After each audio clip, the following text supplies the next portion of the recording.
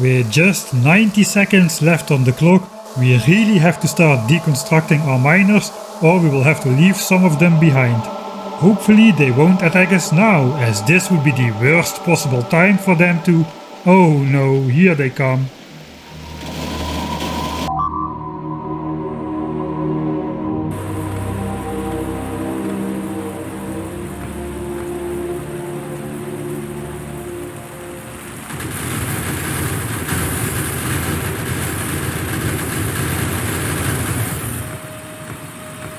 Man, that went about as perfect as can be.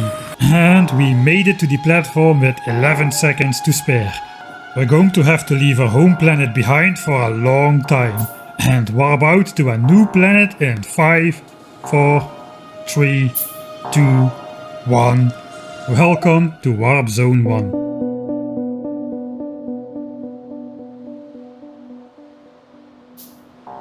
Welcome to Warpzone 1. We do a quick 360 no-scope on the platform, and in doing so reveal all 4 of these starter ore patches. It may feel a bit strange because we have over 700 coal already, but a 32 burner coal mine is the first mine we are building. Coal is extremely fast and easy to set up, but that isn't even the whole story. We have only enough turrets to defend 3 locations simultaneously, so we need to make smart choices about what to build when. So we start off with coal, and as it's early game Factorio, you just know we will be mining iron next as the second location. Unfortunately, we still cannot mine the missing copper we need, as the third location won't be a mine.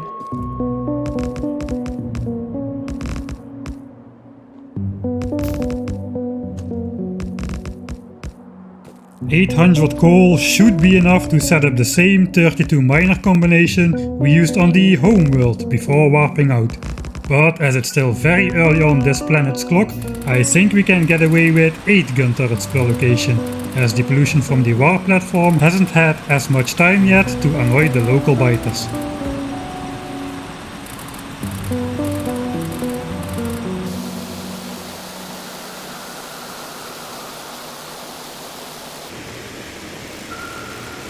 While I am saying that, we discovered that the most nearby biter nest is actually pretty close by our coal mine.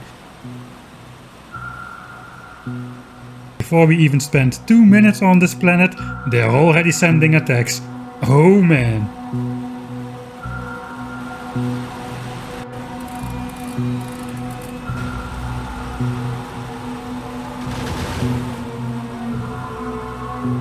Well, I hope the 8 gun turrets will be able to hold out for a bit on their own, as we are heading far away up north to build another science operation.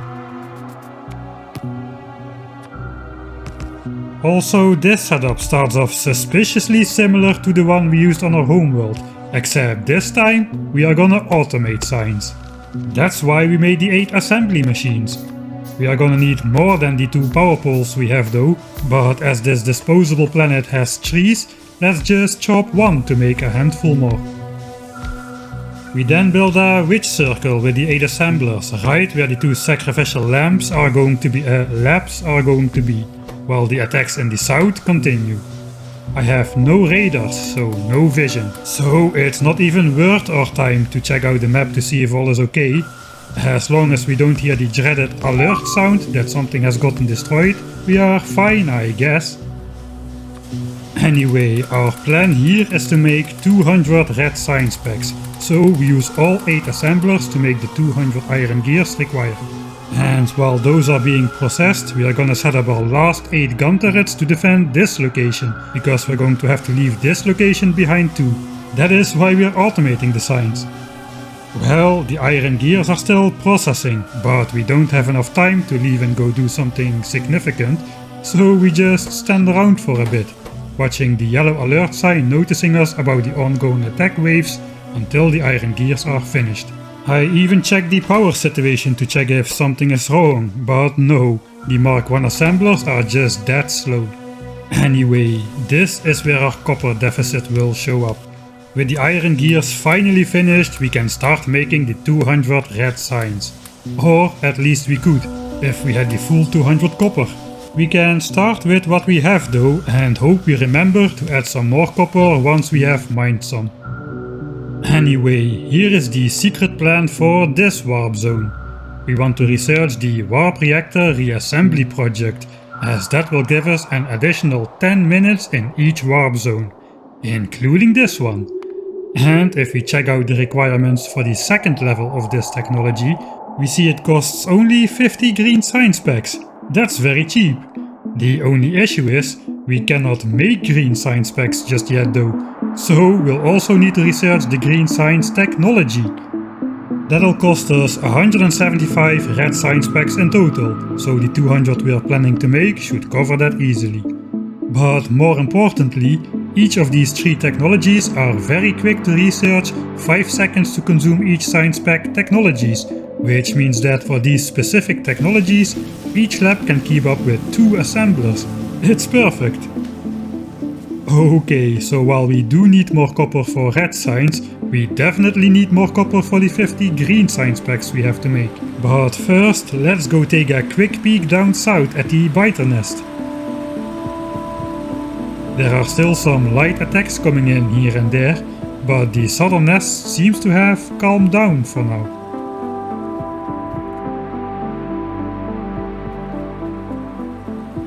Okay, that's enough time wasted. I hope we have mined enough coal for the rest of our time on this warp zone now, because it's time to deconstruct it and move the mining operation over to the copper patch.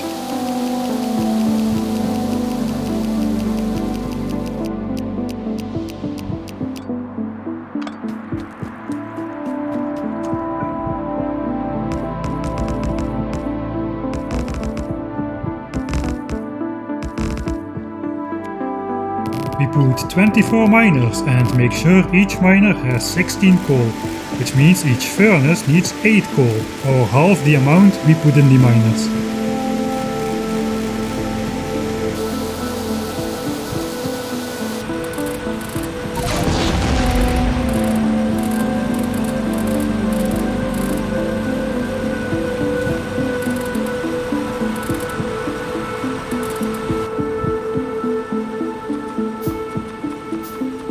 After the time-consuming filling with coal, we can grab the copper which is ready from the furnaces and start to make 52 inserters and 52 belts, which are the ingredients we need for the 52 green science packs. We make a couple extra so we won't be dependent on every last drop of science being consumed in every last lab, speeding up the process and nullifying any potential tick-based rounding issues. After also refueling the iron miners with 16 coal each and even expanding the mine to 40 iron miners, we head back up north to the science area to make the green science.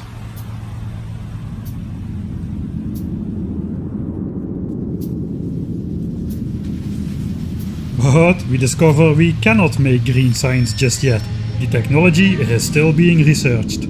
Oh well. At least we can add the missing copper to the red science, and since we have some time left to kill, let's make another inspection loop past our mining site, while we handcraft some repair packs which we'll surely need, and 10 chests to help with future inventory management.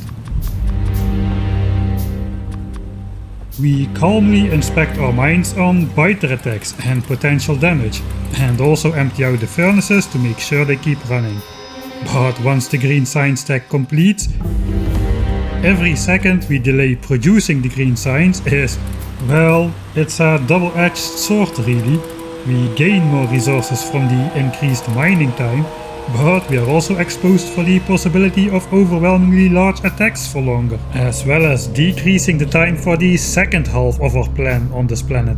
Anyway, we start off our next big handcrafting list with another 16 assemblers, which can soon be of assistance to the rest of our crafting list. And when we go up to make green science, we already have 1000 copper and almost 4000 iron. Not bad. The attacks seem to have slowed down for a bit. And I'm still not sure if that's a good sign or a bad sign.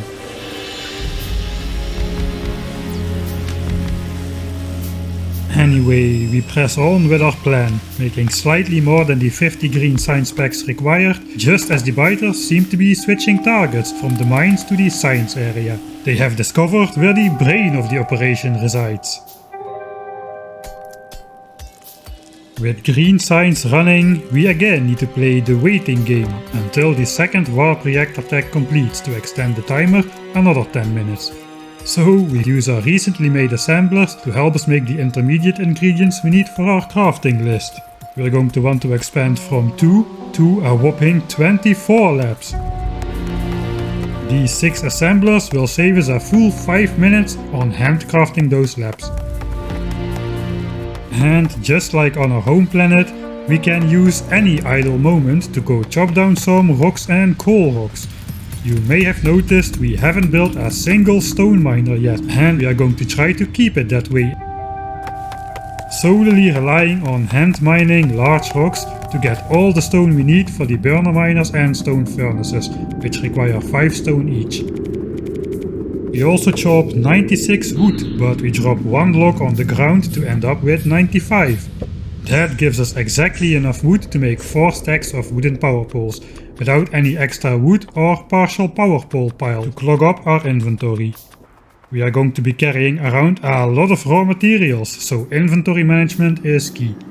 Well, the 600 copper wire is done. Next up is 300 gears, which are also required for the labs. Meanwhile, let's watch the auto warp timer as the second warp reactor technology is about to complete, which spells the end of our first research phase here on this planet.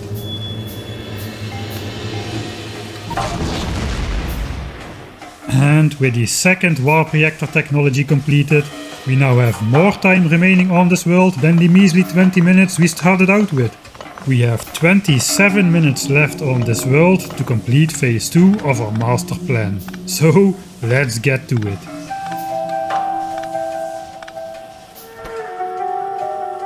Well, the research projects may have been completed, but we cannot deconstruct the power plant just yet, as the iron gears are still being crafted. So we can take down the science setup first, but not the gun turrets. The gun turrets will always be the last to be deconstructed, as you never know when the next biter attack will roll in. So far though, we have been quite lucky. Soon though, the science area is fully deconstructed, and after we add the 22 labs and some other odds and ends to our handcrafting queue,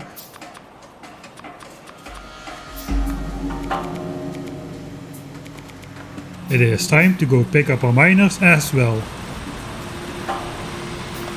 That's right, we're going to deconstruct everything yet again. Unfortunately, we have mined way too many resources. We cannot even carry all the iron, let alone all the copper we still need to pick up. Not to worry, there's a simple trick you can use to expand your inventory. It is called just add stuff to the crafting queue. So we queue up all our iron into 1700 iron gears. And suddenly our inventory has plenty of space again. Nice!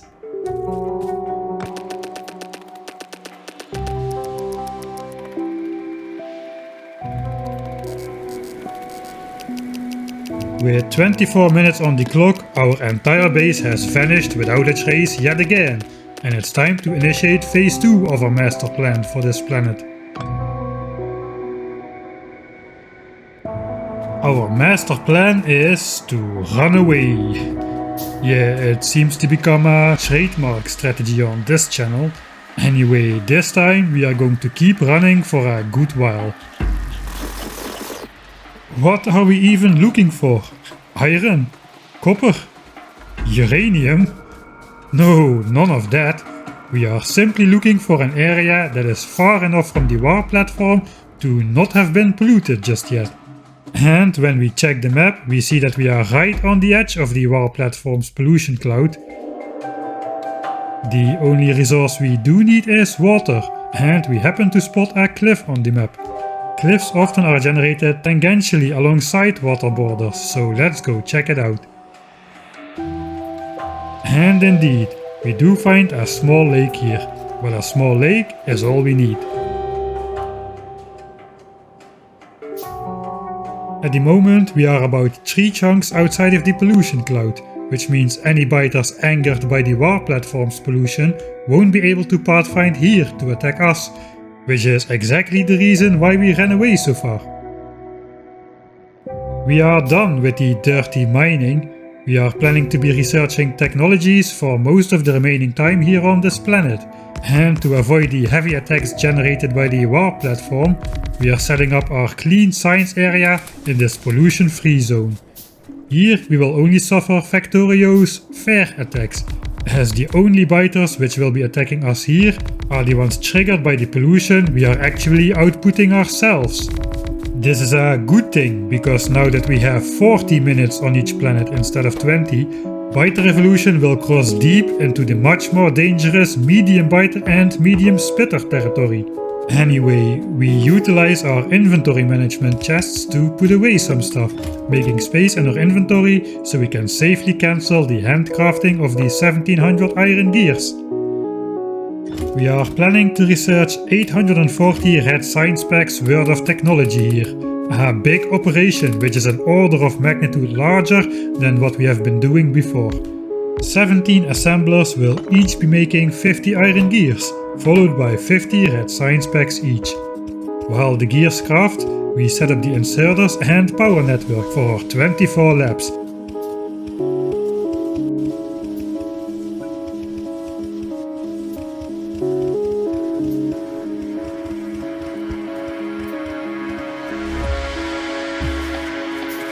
As well as making 20 green science packs for the only remaining green technology we plan to research on this planet, which will be military too, so we can have access to grenades to explode ourselves out of a pickle if we need to.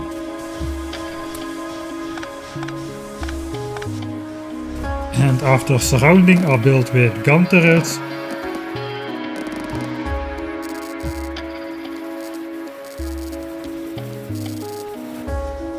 we can switch over to the production of the 850 red science packs.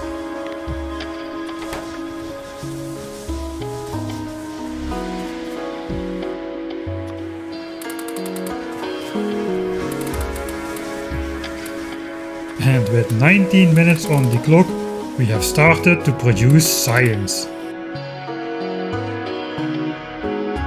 With medium biters about to make an appearance, and with our unupgraded gun turrets being near useless, the first technology we'll research is the bullet damage upgrade.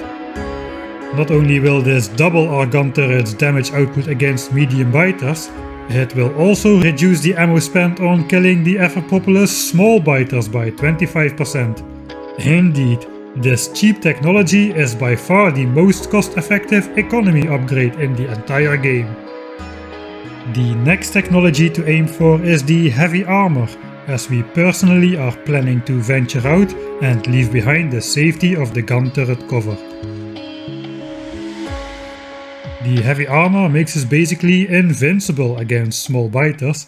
It reduces the damage taken from medium biter bites by almost 50% and also gives us double the acid resistance. But why are we venturing out? What is our plan? Yep, indeed, it's chopping coal rocks. What else is new? So it's definitely time to get the Steel X technology. And won't you know it? Warptorio elevates the Steel X technology to whole new levels of effectiveness if you are willing to put in the research. And that's just one of the quality of life upgrades Warptorio adds to the game to reduce the grindiness of deconstructing and rebuilding stuff on every single new planet you warp to. And the last technology we want for immediate personal benefit is military too, just to get access to the area of effect attack of grenades.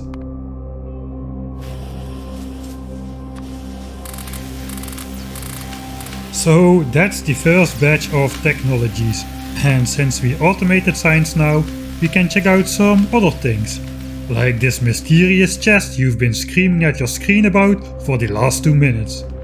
These are Warptorio's loot chests. These chests contain random loot according to the technologies you've researched so far. They will play an important role later in the game, but at this stage of the game I don't want the success of my strategy to be dependent on thousands of resources and random loot finds, so we'll pretend this chest never existed.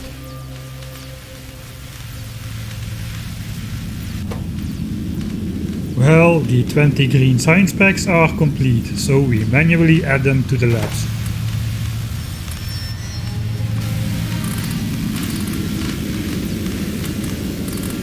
To make the heavy armor, we will also need some steel, so we lay out 14 furnaces to each smelt half a stack of iron. We need only 5 of those for the armor, the other 9 are for some specific near future purposes. I have to steal coal for my boilers though, so that's not great. And what's even less great is that we cannot smelt steel just yet. The technology has not yet been researched.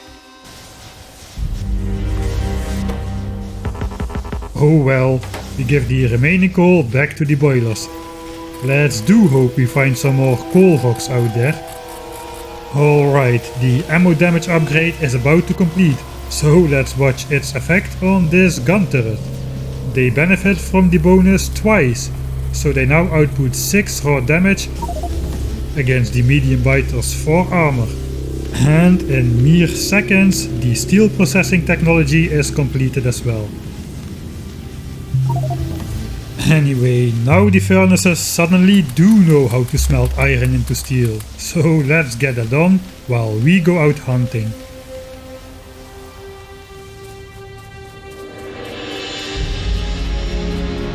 Oh, hello biters. I didn't mean hunting for biters, I meant hunting for coal rocks. Well, it looks like we'll be getting some attacks on our science base real soon. Before we start chopping, let's expand to having a full 100 burner miners. We also want 150 stone furnaces, but we don't have enough stone just yet, so let's get chopping. A full 100 burner miners, which we will all utilize in the next warp zone. I meant it when I said we wouldn't be worrying about pollution output of anything we built ourselves. And as Steel Axe completes, suddenly we start chopping twice as fast mid-rock. We are about to complete Warp Axe speed as well, and that'll make us chop even faster.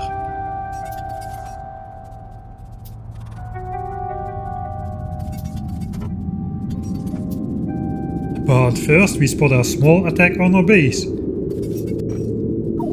Nothing to worry about, I guess. And now with Warp Axe speed, chopping rocks starts to be ridiculously efficient.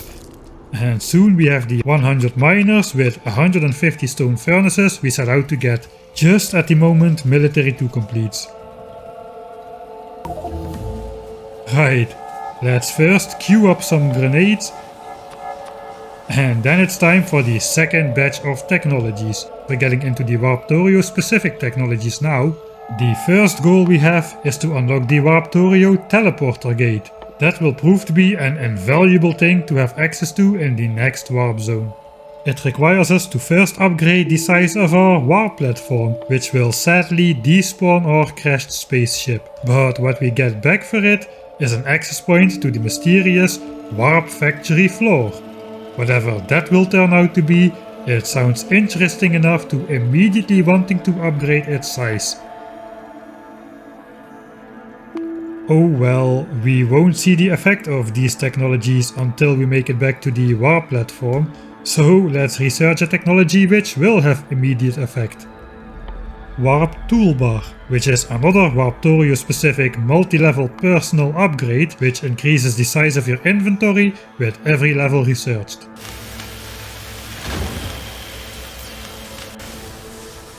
Meanwhile, all of the 140 steel has finished, so let's spend 50 to make the heavy armor.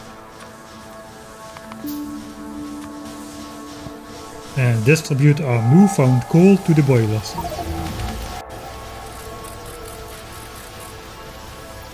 The assemblers have almost finished processing the science packs, but even with 24 labs, the research speed is unable to keep up with production.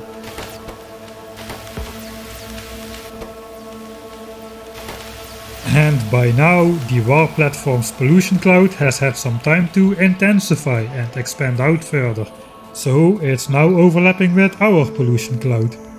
Most of the biters still won't be able to find their way here, but it could easily be that we're gonna get small attacks from multiple sides now. And after another quick round of chopping coal rocks, we return to the science base. The assemblers are done now, so we can deconstruct them and feed the science to the labs ourselves, getting a head start on the eventual full deconstruction of this base, as we have entered our last 10 minutes on this world.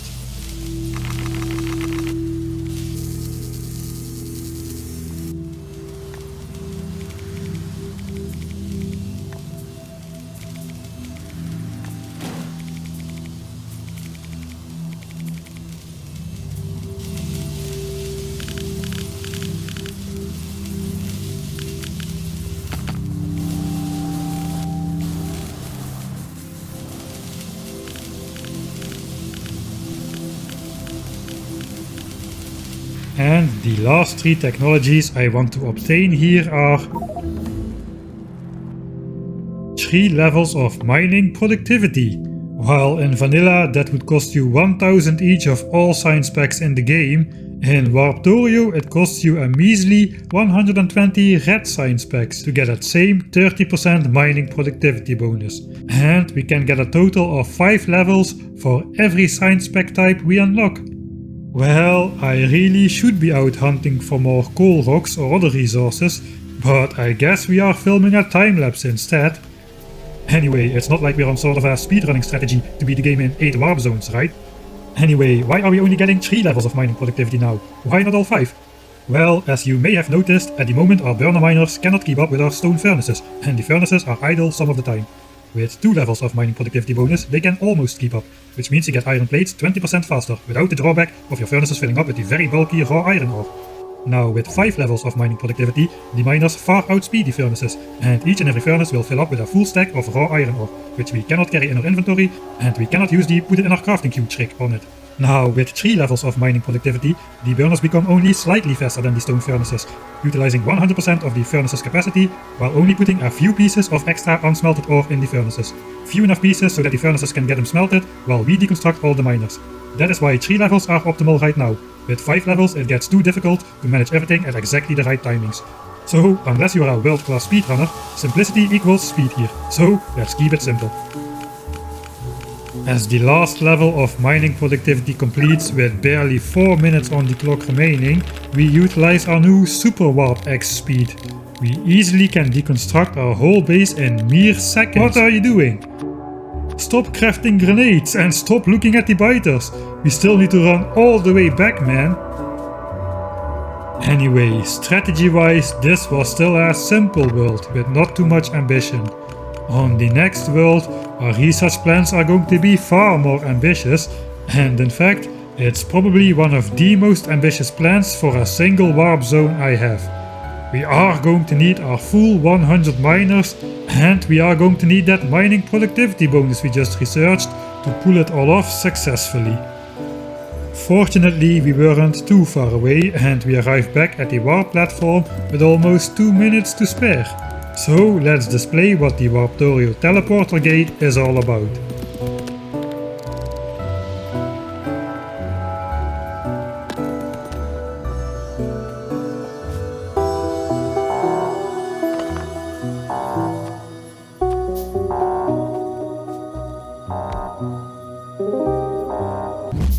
That's right, you can place it anywhere in the world, and you can... well, it was obvious from the name, wasn't it? You can teleport back to the platform. Strange as it may sound, this is less useful than you think, and we're only really going to be able to use it safely on a warp zone or 2, before it will become unusable for us. This area ain't gonna remain free of biters for forever. Now, the placeable warp teleporter gate is not immune to biters and it can be destroyed. leaving you without one for the rest of your time on that warp zone. But a quirky mechanic of the teleporter is that it always spawns back on the warp platform upon warping out, while deleting the warp teleporter you were carrying in your inventory. So that means only one single teleporter can exist at all times. Except if we just throw one on the floor, you know, we can just circumvent that mechanic. And as we warp out to Warp Zone 2, we can simply pick up both teleporters and keep one as a spare in a chest in case we need it. Nice. Anyway, I forgot to show you the Warp Factory floor, which is the other spawn den gate at the north side of the platform. And once you enter it, you basically go down a floor and we find a shiny concrete clean factory floor where we can build our entire factory free from the bullying biters, as they are simply unable to use any of our teleporters. Well, on second thought, entire factory? That's not quite gonna fit in here, eh? Well, anyway, it is a start, and we will start to use it not next time.